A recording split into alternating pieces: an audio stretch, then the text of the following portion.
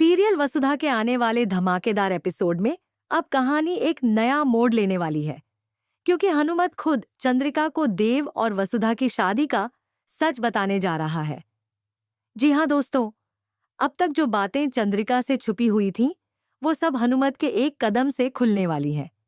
Episode की शुरुआत होगी जब हनुमत मीठी थाल की रस्म निभाने के लिए चौहान हाउस जाने की तैयारी करेगा। वसुधा उसे रोकने की पूरी कोशिश करेगी, क्योंकि उसे पता है कि अगर हनुमत वहां गया तो सारी सच्चाई सामने आ जाएगी। पर हनुमत अपने फैसले पर अडिग रहेगा। वह वसुधा की बात नहीं मानेगा और मीठी थाल लेकर सीधा चौहान हाउस पहुंच जाएगा।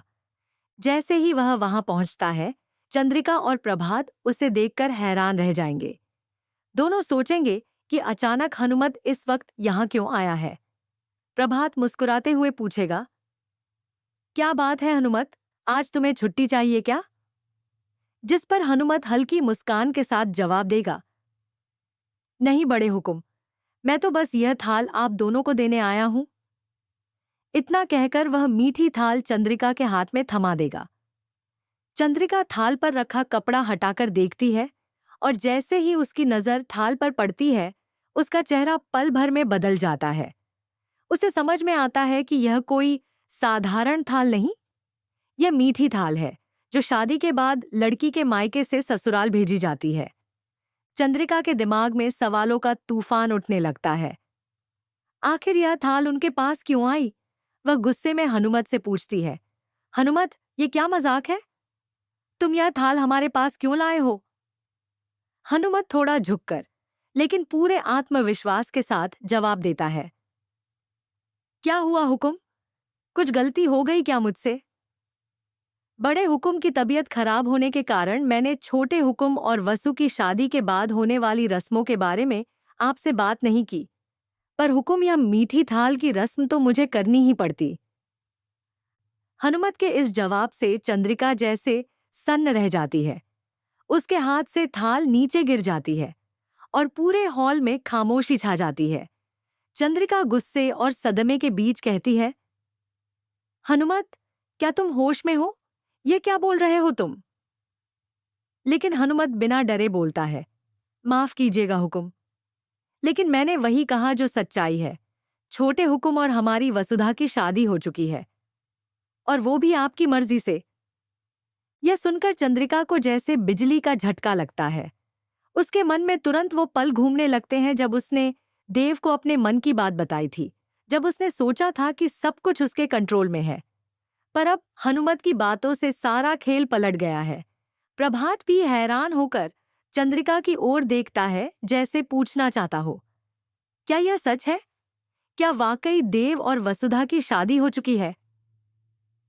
हनुमत की आंखों में सच्चाई का तेज है। वह आगे बढ़कर कहता है, हुकुम, मैं जानता हूं कि आपको यह सब सुनकर बहुत दुख होगा, लेकिन यह शादी किसी छुपे हुए इरादे से नहीं हुई। यह शादी आपकी मर्जी, आपकी इज्जती से और आपके घर की रीतियों के मुताबिक हुई है। मैंने वही किया जो एक वफादार नौकर को करना चाहिए था। वसुधा घर के एक कोने में खड़ी यह सब देख रही होती है। उसकी आंखों में डर और चिंता है कि अब क्या होगा। क्या चंद्रिका उसे माफ करेगी? क्या देव अपनी मां को सच्चाई बता पाएगा? कहानी यहीं से एक नया मोड़ लेती है। चंद्रिका का चेहरा गुस्से से लाल हो जाता है। वह हनुमत को फटकारती है, तुम्हारी हिम्मत कैसे हुई मेरे बेटे की शादी करवाने की? कौन होता है तुम यह फैसला लेने वाला? लेकिन हनुमत सिर झुकाकर शांत स्वर में जवाब देता है, हुकुम, मैंने कुछ नहीं किया, बस वही किया जो तकदीर में लिखा था। अब चंद्रिका के सामने दो रास्ते हैं, या तो वह देव और वसुधा की शादी को स्वीकार करे या फिर सबके सामने बवाल मचा दे। पर हनुमत ने जो किया है वो अब पलटा नहीं जा सकता। चौहान हाउस की दीवारों में सन्नाटा गूंजने लगता है। प्रभात चुपचाप यह सब देख रहा है। उसे समझ नहीं आता कि चंद्रिका क्या फैसला लेगी।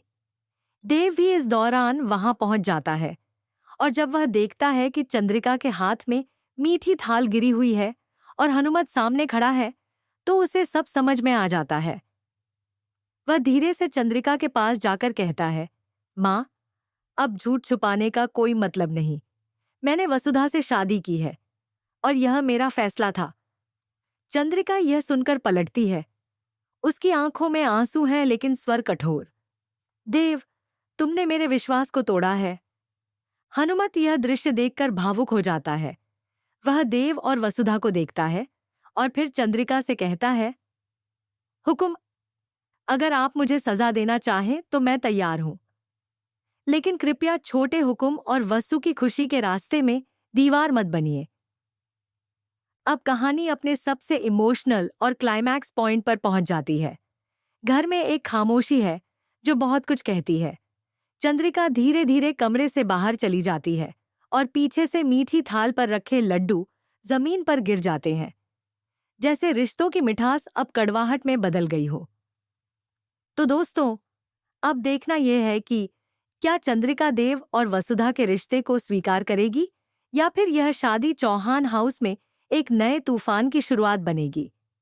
क्या देव अपनी मां को मना पाएगा या कहानी में कोई नया मोड़ आने वाला है? अपने विचार हमें कमेंट में जरूर बताएं। और अगर आपको यह अपडेट पसंद आई हो तो वीडियो को लाइक करें, शेयर करें और चैनल को सब्सक्राइब करना न भूलें, क्योंकि वसुधा की कहानी अब और भी ज्यादा रोमांचक होने वाली है।